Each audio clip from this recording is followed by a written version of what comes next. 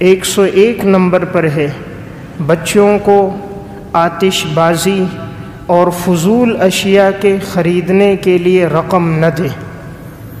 بچوں کو آتش بازی اور فضول اشیاء کے خریدنے کے لیے رقم نہ دیں۔ بچوں کے بگاڑ کا ایک سبب یہ بنتا ہے کہ جب والدین انہیں خرچہ بے تحاشا دیتے ہیں، ضرورت سے زائد دیتے ہیں، اور انہیں معلوم ہوتا ہے کہ بیٹا ان پیسوں سے آتش بازی کا سامان خرید رہا ہے، بچہ ان پیسوں کو لایعنی کاموں میں خرچ کرے گا، پھر بھی ماں باپ دیکھ کر خاموش ہو جاتے ہیں یا اس کی ان حرکتوں کو دیکھ کر مسکراتے نظر آتے ہیں۔ عموماً ایسا شادی بیاہ میں، رسم و رواج میں، شب برات کی راتوں میں، یا اسی طرح جو رات اب گزشتہ رات گزری، سال نو کی رات یعنی 31 دسمبر گزرنے کے بعد جو 1 جنوری کی رات ہوتی ہے، جسے ہیپی نیو ایئر کہتے ہیں، اس رات میں عموماً آتش بازیاں ہوتی ہیں۔ تو بچے اپنے ماں باپ سے پیسے لیتے ہیں، والدین کو معلوم بھی ہوتا ہے، پھر بھی وہ دے دیتے ہیں۔ اس سے بچے کی عادت بگڑ جاتی ہے، فضول خرچی اس کی زندگی میں آ جاتی ہے، اور وہ سمجھتا ہے کہ یہ ایسی حرکت ہے جس سے کوئی حرج کی بات نہیں ہے، ورنہ والدین مجھے منع کر دیتے۔ تو ابتدا میں بچہ انہی چیزوں کو استعمال کرتا ہے، پھر آگے آگے بڑھتے بڑھتے پھر وہ بڑے بڑے آلات اور بڑے بڑی ایسی چیزوں کا استعمال اپنی زندگی میں لے آتا ہے جو دوسروں کے خون خرابے کا، ان کے مال کی لوٹنے کا، ان کی جانوں کی ضیاع کا سبب بن جاتا ہے۔ نمبر 102، بچے اگر کسی کا تمسخر اڑائیں تو ان کی سرزنش کریں۔ بچے اگر کسی کا مذاق اڑائیں اور والدین کو معلوم ہو جائے تو والدین ان کو ڈانٹیں۔ عموماً دیکھنے میں آتا ہے ماں باپ ڈانٹتے نہیں ہیں، خوش ہوتے ہیں۔ اگر بچہ کسی کی نقل اتارے، کسی بزرگ کی، دادا کی، دادی کی، نانا کی، نانی کی، چچا کی، تائی کی نقل اتار رہا ہے، ماں باپ خوش ہوتے ہیں اور پھر سب کے سامنے کہتے ہیں ذرا وہ نقل اتار کے تو دکھاؤ۔ وہ کسی کا مذاق کر رہا ہوتا ہے بچہ، اور ماں باپ اس کو خوش طبعی میں لے لیتے ہیں۔ عموماً دیکھنے میں آتا ہے بزرگ گلیوں سے گزر رہے ہیں، بچے پیچھے سے تانے کس رہے ہوتے ہیں، ان کے ماں باپ کو بتایا جائے تو وہ کہتے ہیں یہ بچہ ہی تو ہے۔ تو ابتدا میں وہ بچہ ہی ہوتا ہے، لیکن پھر یہ حرکتیں پختہ ہو جاتی ہیں اور پھر یہ عادت بن جاتی، اور جب عادت بن جائے تو پھر یہ درست نہیں ہوتی۔ اور اگر والدین ابتدا میں ہی سرزنش کریں، بچہ اگر کسی کا مذاق اڑائے اور پتہ چل جائے، فوراً اس کو ڈانٹیں اور اس کی حوصلہ افزائی نہ کریں، تو یہ بری خصلت اس کی زندگی سے خود بخود نکل جائے گی۔ نمبر 103، بچوں کو عاجزی اور انکساری کی تعلیم دیں۔ بچوں کو عاجزی اور انکساری کی تعلیم دیں، اس کا مطلب ہے ابتدا سے بچوں کے ذہن میں بٹھایا جائے کہ بیٹا عاجزی کو اپناؤ، تکبر سے اپنے آپ کو بچاؤ۔ عموماً دیکھنے میں آتا ہے ماں باپ بچوں کو ایسا لباس، ایسے کھلونے، ایسی اشیاء خرید کے دیتے ہیں، پھر ان کے سامنے خود فخریہ جملہ کہتے ہیں بیٹا جو کپڑے ہم تمہیں بنا کے دیے ہیں کسی کے پاس ایسے کپڑے نہیں ہیں، کسی کے پاس ایسے کھلونے نہیں ہیں، کسی کے پاس ایسا زیور نہیں ہے، کسی کے پاس ایسی گھڑی نہیں ہے، ایسی گڑیا موجود نہیں ہے۔ ان کے دل میں ہم خود عجب پیدا کر رہے ہوتے۔ پھر اگر کوئی ہلکا لباس پہن کر آئے تو بچوں کے سامنے ہم ان کی تذلیل اور تحقیر کرتے ہیں، تو بچہ سمجھ جاتا ہے کہ زندگی میں تکبر لانا، مہنگا لباس پہنا، تعیش پسندی کی زندگی گزارنا یہ کمال ہے۔ پھر وہ اس کو اپنا کمال سمجھنا شروع کر دیتا ہے، اور اگر کوئی ہلکا لباس پہنے تو اس کا مذاق اڑاتا ہے۔ تو ہونا یہ چاہیے کہ اگر دیکھیں کوئی بچہ کسی غریب کا مذاق اڑا رہا ہے، اس کے لباس پر، اس کے کھانے پینے پر، اس کی وضاقتہ پر، تو بچے کی سرزنش کرنی چاہیے اور کہنا چاہیے بیٹا اللہ کا شکر کرو، اللہ نے ہمیں اچھا کھانا، اچھا پینا، اچھا لباس دیا، اور دعا کرو اللہ انہیں بھی عطا کرے۔ رب العالمین کے خزانے میں کمی نہیں، ہمیں دیا ہے آزمائش کے لیے، اور اللہ نے انہیں اس حالت میں رکھا، ان کے لیے بھی اللہ کا امتحان ہے۔ تو عموماً ہم غریبوں کی تذلیل کر رہے ہوتے ہیں، جس سے بچے کا ذہن بن جاتا ہے، وہ ابتدا ہی سے تعیش پسندی پر آتا ہے، تحقیر اور تذلیل لے کر آتا ہے، عجب اور تکبر اس کی زندگی کا حصہ بن جاتا ہے۔ نمبر 104، اندھیرے میں بچوں کو باہر جانے نہ دیں۔ بہتر یہ ہے کہ مغرب کے بعد بچہ اگر چھوٹا ہو اسے باہر نہ بھیجا جائے۔ عموماً اندھیرے میں بچوں کا چلا جانا بہت سے خطرات کا باعث بن جاتا ہے۔ یا بچے خوبصورت ہوتے ہیں، نظر بد کا ذریعہ بن جاتا ہے، یا کسی ایسے راستے سے گزرنے کی وجہ سے وہ سحر، جادو اور مختلف جنات کے ان کے ساتھ لگ جانے کا ذریعہ بن جاتا ہے۔ اس لیے بہتر ہے اندھیرے میں بچوں کو گھر میں رکھا جائے اور ان پر مسنون دعائیں پڑھ لی جائیں تاکہ وہ ہر قسم کے خطرات سے محفوظ رہیں۔ نمبر 105، بچے کو کاہل اور سست نہ بنائیں۔ بچے کو کاہل اور سست نہ بنائیں، اس کا مطلب یہ ہے کہ بچے کو ابتدا ہی سے کام کا عادی بنائیں، اس سے کام کرواتے رہیں۔ ہوتا یہ ہے کہ ماں باپ خود کام کرتے ہیں، بچے کو کام کا نہیں کہتے۔ مہمان آیا ہے، دودھ خریدنا ہے، بوڑھا باپ خود جائے گا، 8-10 سال کا بچہ اس کو نہیں بھیجے گا۔ بچی گھر میں موجود ہے، پانی لا سکتی ہے گلاس میں، ماں خود لا رہی ہے، بچی کو نہیں کہہ رہی۔ تو جب ہم ابتدا سے بچوں کو کام کا نہیں کہتے، بچے سست ہو جاتے ہیں، کاہل ہو جاتے ہیں، پھر عمر جتنی بڑھتی جائے پھر ان کو کام کا کہو تو ان کو آگے سے تکلیف ہوتی ہے، وہ لڑنے کے لیے، جھگڑنے کے لیے تیار ہو جاتے۔ اس لیے ابتدا سے ہی بچوں پر ذمہ داری ڈالی جائے۔ 5 سال کی عمر ہوئی، اب ان پہ ذمہ داری ہو، وہ گھر کے چھوٹے موٹے کام کریں، اور اگر کسی کام کے اندر توقف کریں تو ان کی سرزنش ہو، انہیں بتایا جائے تاکہ یہ بوجھ ان پر آئے۔ آج دیکھنے میں آتا ہے بچے کو کسی کام کا کہو وہ کسی اور کو بھیج دیتا ہے، وہ آگے تیسرے کو بھیج دیتا ہے، گھنٹوں وقت گزر جاتا ہے، مہمان انتظار میں ہوتے ہیں اور دودھ گھر میں پہنچا نہیں۔ تو اس کی وجہ کیا بنی؟ ہم نے بچے کو سستی اور کاہلی میں لگا دیا۔ نمبر 106، بچے کو عفو و درگزر سکھائیں۔ بچے کو معاف کرنا سکھائیں۔ عموماً دیکھنے میں آتا ہے بچہ باہر جھگڑ کے آتا ہے گھر، اور ماں باپ پوچھتے ہیں تو نے اس کو مارا، خوش ہوتے ہیں، اچھا کیا بیٹا، تو مار کھا کے نہیں آیا، مار کھلا کر آیا، خوش ہوئے۔ تو نے اس کو ایک کیوں مارا؟ تو نے تو 2 مارنے چاہیے تھے، ایک کیوں مارا؟ تو نے اس کو 2 پتھر مارتا، اس نے تجھے گرایا، تو نے کیوں بلاک اٹھا کے نہیں مار دیا؟ ماں باپ اور ترغیب دیتے ہیں اور تیش دلاتے ہیں تاکہ بچہ اگلی جب لڑائی کرے تو دوسرے کو خوب نقصان پہنچائے، حالانکہ وہ بعد میں انہی کے لیے پریشانی کا ذریعہ بنتا ہے۔ بچے نے کسی کو نادانی میں مارا اور اس کو چوٹ لگی اور ٹانکے آ گئے، یا کسی کو مارا اور اس کا حادثہ ہو گیا، تکلیف کا ذریعہ بنا، ماں باپ ہی کے لیے پریشانی ہوتی ہے۔ اس لیے ابتدا سے بچوں کو عفو و درگزر سکھانا چاہیے، معاف کرنا سیکھو، اور ان کو آپ صلی اللہ علیہ وسلم کی سیرت کے واقعات بیان کیے جائیں کہ رسول اللہ صلی اللہ علیہ وسلم کو طائف میں پتھر مارے گئے اور آپ صلی اللہ علیہ وسلم نے ان کو معاف فرما دیا۔ آپ کی کمر پہ گندی اوجڑی لا کے رکھی گئی، آپ نے انہیں معاف فرما دیا۔ عقبہ بن ابی معیط نے آپ کے گلے میں چادر ڈال کر آپ کو گھسیٹا، آپ نے انہیں معاف فرما دیا۔ تو جب ایسے عفو و درگزر کے واقعات سنائیں گے تو بچے کی زندگی میں ابتدا ہی سے معافی اور تحمل مزاجی پیدا ہوگی۔ نمبر 107، بچے کو لعن طعن سے بچائیں۔ لعن طعن کا مطلب ہے اس پہ لعنت کرنا، اس پر سب و شتم کرنا، اس سے بچنا چاہیے۔ عموماً ماں باپ ابتدا سے ہی بچے پہ لعنت کرتے ہیں، کہتے ہیں یہ بچہ منحوس ہے، تو بڑا لعنتی ہے، تو بڑا بدبخت ہے، مختلف جملے کہتے ہیں، مختلف بددعائیہ جملے کہتے ہیں۔ تو بچے کے اندر جو صفات تھی اس کے آگے بڑھنے کی، بڑھوتری کی، وہ صفات ساری ضائع ہو جاتی ہیں۔ اس لیے لعن طعن نہیں کرنا چاہیے، بچے کو دعائیں دینی چاہیے، بات بات پر بچے کو دعا دو۔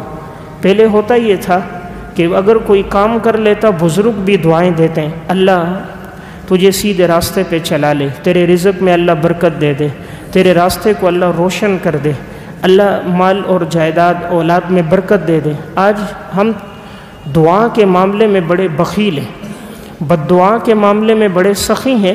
بد دعا دینی ہو تو ایک کے ساتھ 4 دیں گے، دعا نہیں دیں گے۔ کوئی خیر کا کام کر لے، دعا نہیں دیں گے۔ بد دعا دینی ہوگی اس کے لیے وجہ تلاش کریں گے، معمولی سے ذرے کو پہاڑ بنا دیں گے اور کئی بد دعائیں دے دیں گے، اور اگر اس میں کوئی اچھی صفت ہو تو دعا نہیں دیتے۔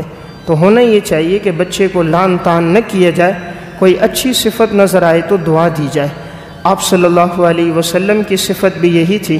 حضرت عبداللہ ابن عباس رضی اللہ تعالیٰ عنہ نے حضور کے لیے پانی لایا، آپ صلی اللہ علیہ وسلم بڑے خوش ہوئے، آپ نے دعا دی، اللہم فقہہ فی الدین وعلمہ التأویل، یا اللہ انہیں دین کی سمجھ عطا فرما، تفسیر کا علم عطا فرما۔ حضور نے دعا فرمائی۔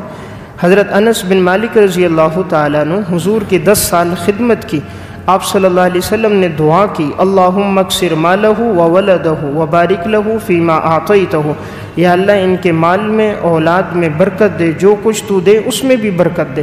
اللہ نے پھر ان کے مال میں، جان میں، اولاد میں خوب برکتیں عطا فرمائیں۔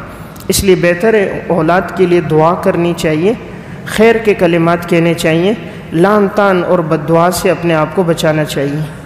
نمبر 108، بچے کو ناک صاف کرنے کا طریقہ سکھایا جائے۔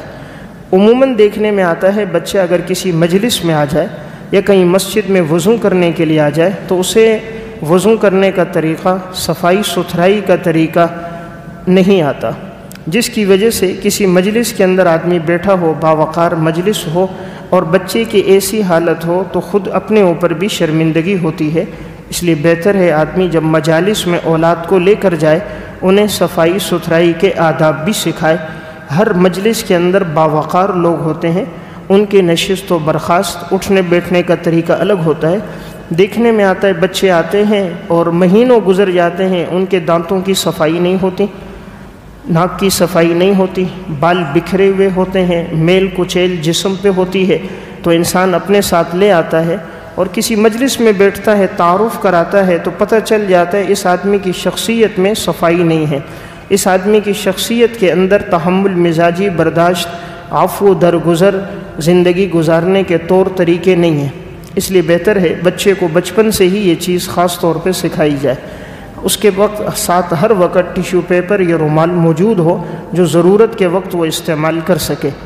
نمبر 109، دوسروں کی اشیاء بغیر اجازت کے استعمال کرنے پر تنبیہ کی جائے۔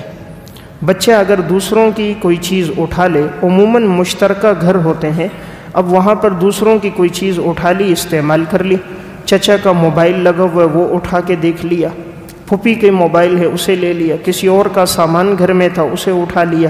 اب ماں باپ تو کہہ دیتے ہیں جی بچہ ہی ہے، کوئی حرج کی بات تو نہیں، تو ابتدا میں وہ دوسروں کی اس طرح چیزیں اٹھائے گا، پھر آہستہ آہستہ یہ عادت بن جاتی ہے چوری کرنے کی، پھر یہ بچے کی زندگی میں آئے اور وہ پھر دوسروں کی چیزوں کو استعمال کرنا اپنے لیے درست سمجھتا ہے۔ وہ سمجھتے جس کی بھی چیزوں میرے استعمال میں آئے تو ٹھیک ہے، پھر وہ دوسروں کی چیزیں لیتا ہے گھر میں، پھر ایک وقت آتا ہے باہر نکل کر اوروں کی اشیاء استعمال کرتا ہے۔ اس لیے اگر بچہ کسی کی چیز استعمال کرے اجازت کے بغیر، اسے تنبیہ کرنی چاہیے کہ بیٹا جس کی چیز ہے اس سے اجازت لو پھر استعمال کرو۔ نمبر 110، بچوں کو اللہ پر توکل سکھائیں۔ ابتدا ہی سے بچے کی زندگی میں توکل لائیں۔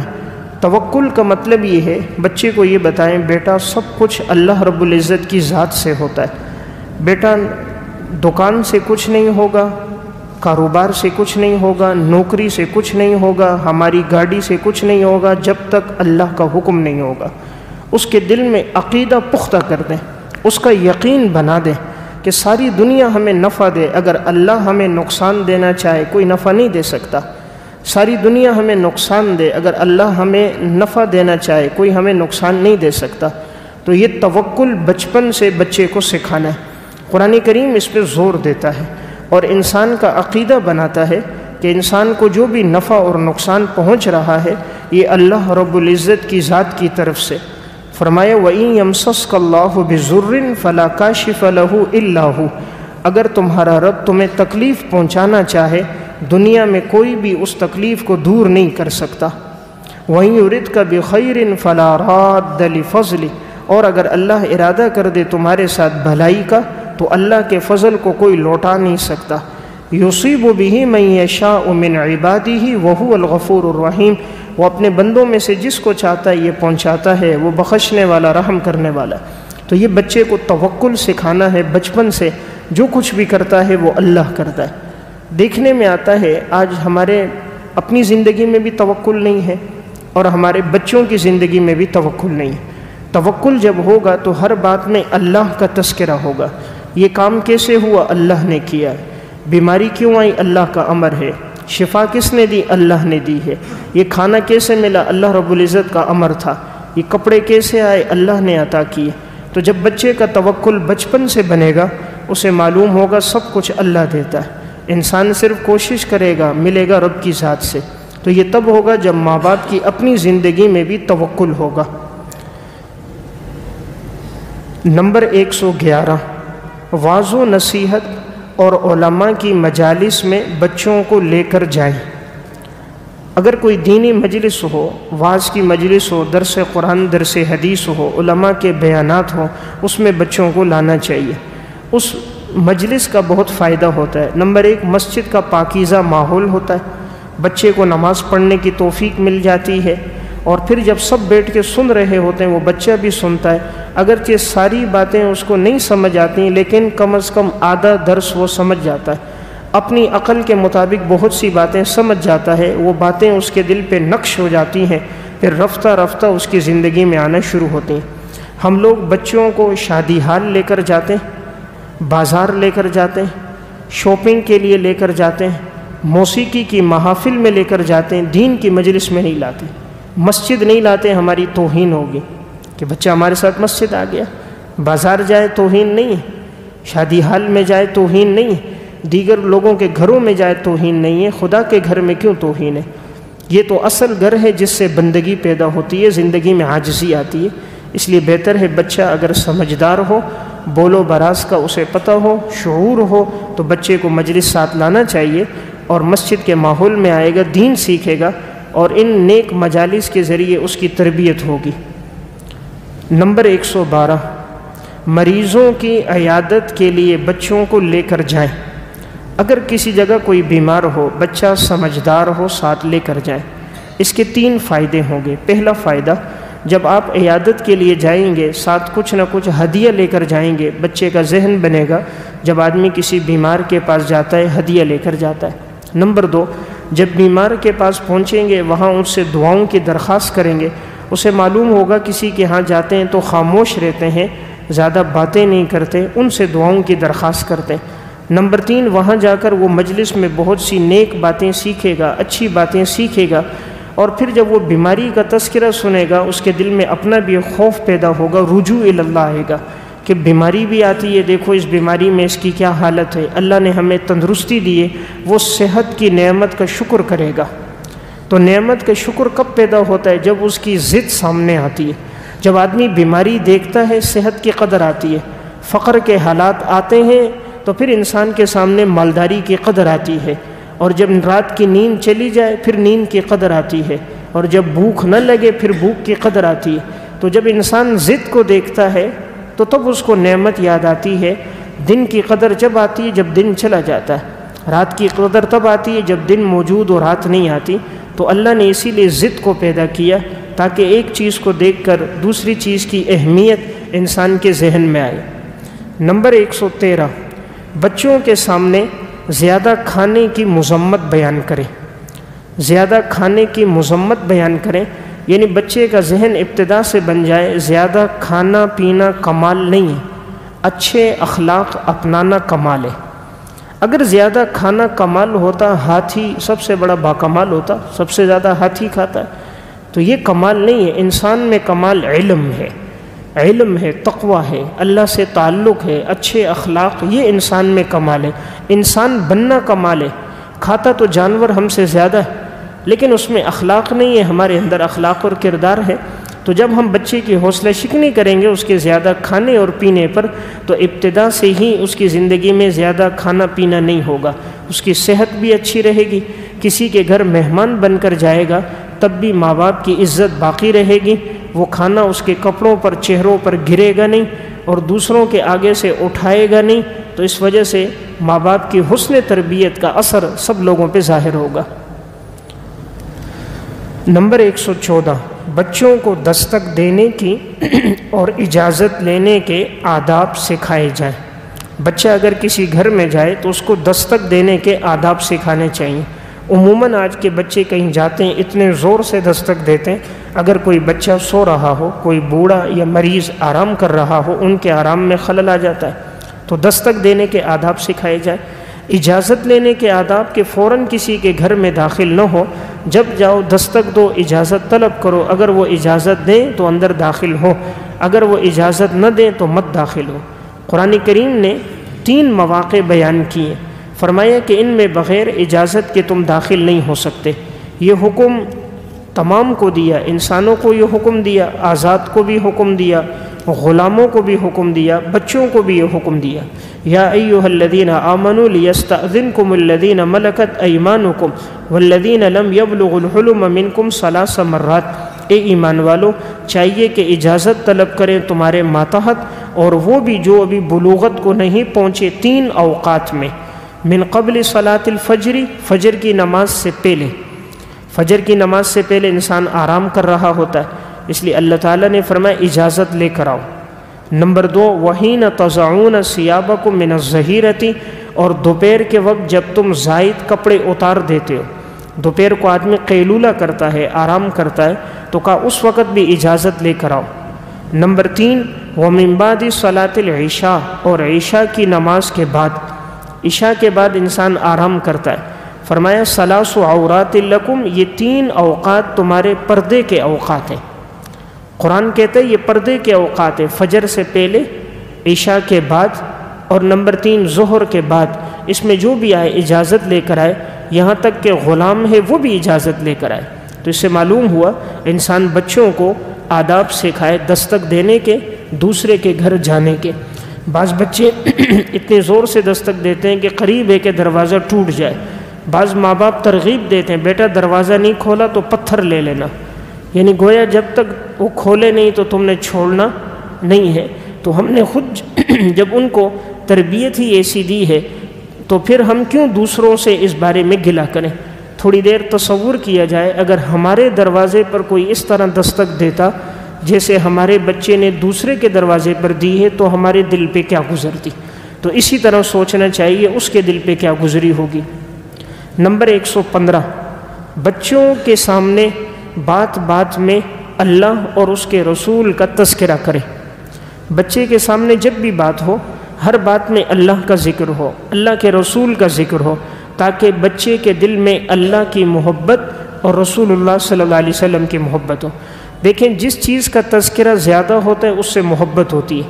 آج ہم چونکہ زیادہ ذکر دنیا کا کرتے ہیں، پیسے کا، دولت کا، گاڑی کا، موبائل کا کرتے ہیں، تو بچے کے دل میں ان چیزوں کی محبت ہوتی ہے۔ اگر ہم زیادہ تذکرہ اللہ کی نعمتوں کا، آپ صلی اللہ علیہ وسلم کے اور آپ کے احسانات کا کریں گے، بچے کے دل میں اللہ اور رسول کی محبت زیادہ پیدا ہوگی۔ نمبر 116، بچے کو وضو، غسل، نماز کے فرائض، واجبات اور سنن سکھائیں۔ بچے کو وضو کے فرائض بتائیں۔ عموماً دیکھنے میں آیا کہ بچہ بعض ایسے بھی ہیں جو لڑکپن تک پہنچ جاتے ہیں، انہیں وضو کا طریقہ نہیں آتا، وضو کے فرائض کا نہیں پتہ، غسل کے فرائض کا نہیں پتہ۔ بعض ایسے بھی ہیں شادی بھی ہو گئی، نہیں پتہ غسل کے کتنے فرائض ہیں، نماز کے اندر کتنے فرائض اور واجبات ہیں، نماز میں مکروہات کتنے ہیں، مسنون اعمال کتنے، اس کا پتہ نہیں ہوتا۔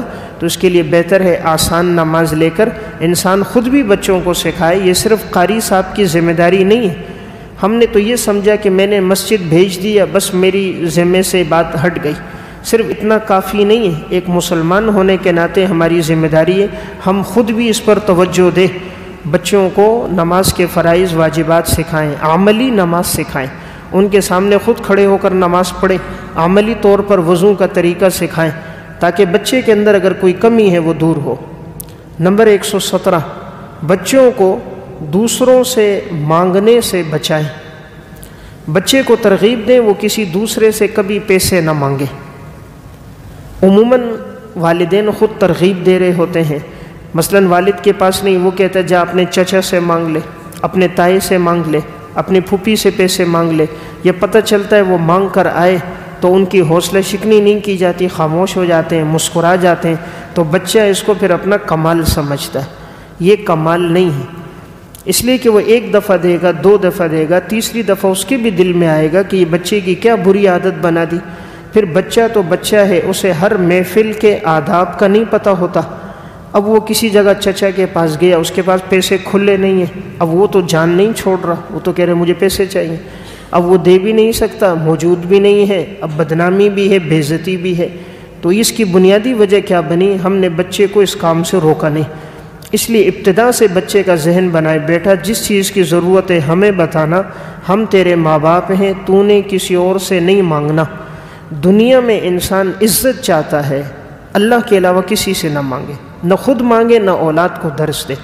آپ صلی اللہ علیہ وسلم نے حضرت ابو بکر صدیق رضی اللہ تعالیٰ عنہ سے فرمایا تھا، لا تسأل الناس شیئا، لوگوں سے کبھی کوئی چیز مت مانگو۔ اب حضرت ابو بکر صدیق رضی اللہ تعالیٰ عنہ سواری پہ ہوتے، کوڑا نیچے گر جاتا، پھر بھی خود نیچے اترتے، اٹھاتے تھے، کسی سے کہتے نہیں تھے۔ فرمایا جب حضور نے منع کیا ہے تو کسی سے نہیں کہتے تھے۔ تو یہ بہت اچھی صفت ہے، انسان دنیا میں کسی سے کوئی چیز نہ مانگے، اپنا کام خود کرے۔ تو بچے کو بھی ترغیب دیں، بیٹا اپنا کام خود کرو، دنیا میں کسی سے کوئی چیز نہ مانگو۔ انسان جس سے کچھ مانگتا ہے اس کی نظر میں گر جاتا ہے، خاص طور پہ جب دنیا کسی سے مانگو گے اس کی نظر میں گر جاؤ گے۔ آپ صلی اللہ علیہ وسلم کے پاس ایک صحابی نے کہا، یا رسول اللہ ایسا عمل بتاؤ اللہ بھی مجھ سے محبت کرے اور سارے انسان مجھ سے محبت کرے۔ آپ صلی اللہ علیہ وسلم نے فرمایا، ازہد فی الدنیا یحبک اللہ وازہد فی ما عندک الناس یحبک الناس، دنیا سے بے رغبتی کرو، اللہ تم سے محبت کرے گا، دنیا والوں کے ہاتھ میں جو کچھ ہے اس سے بے رغبتی کرو، وہ بھی تم سے محبت کریں گے۔ اس لیے بچے کو سمجھا دینا چاہیے، بیٹا دنیا میں کسی سے کچھ مانگنا نہیں ہے، جو ضرورت ہے ہم سے کہہ دینا، ہم پوری کریں گے، اللہ سے مانگنا ہے، غیر اللہ کے سامنے ہاتھ نہیں پھیلانا۔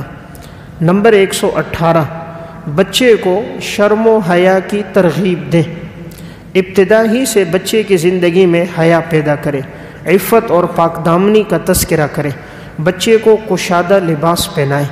ہم نے ابتدا سے ہی اپنی بچیوں کو تنگ لباس پہنانا شروع کر دیا، بچیاں ہیں اور ان کی آستینیں پوری نہیں ہیں، آدھی آدھی آستینوں والا لباس ہے، لباس بہت تنگ ہے، جسم کی ساخت اس میں نظر آ رہی ہے، لباس بہت باریک ہے۔ پھر یہی بچیاں جب کسی درندے کے ہاتھ لگ جاتی ہیں اور وہ اپنی حرص و ہوس کو پورا کر کے معاذ اللہ ان بچیوں کو قتل کر دیتا ہے، مار دیتا ہے، پھر ساری زندگی ماں باپ پچھتاتے رہتے۔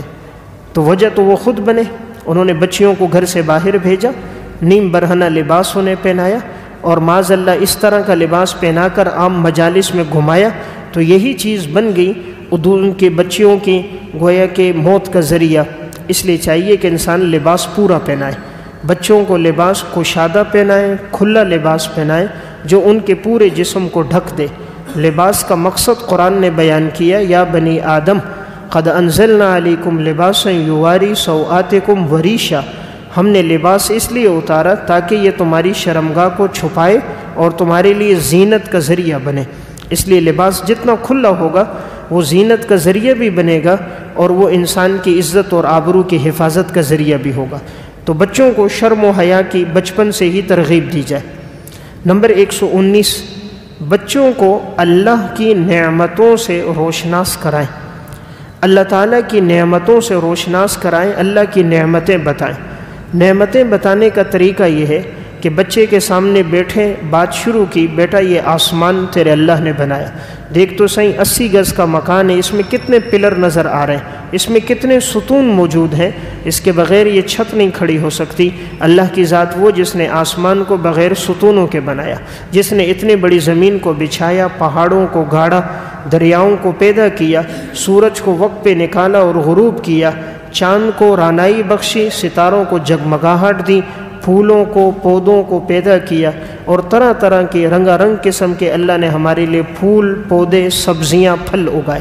یہ ساری نعمتیں جب بچوں کے سامنے آئیں گی، اس کے دل میں اللہ کی نعمت آئے گی، اللہ تعالیٰ کی محبت پیدا ہوگی کہ اللہ تعالیٰ کی ذات سب سے بڑی ذات ہے۔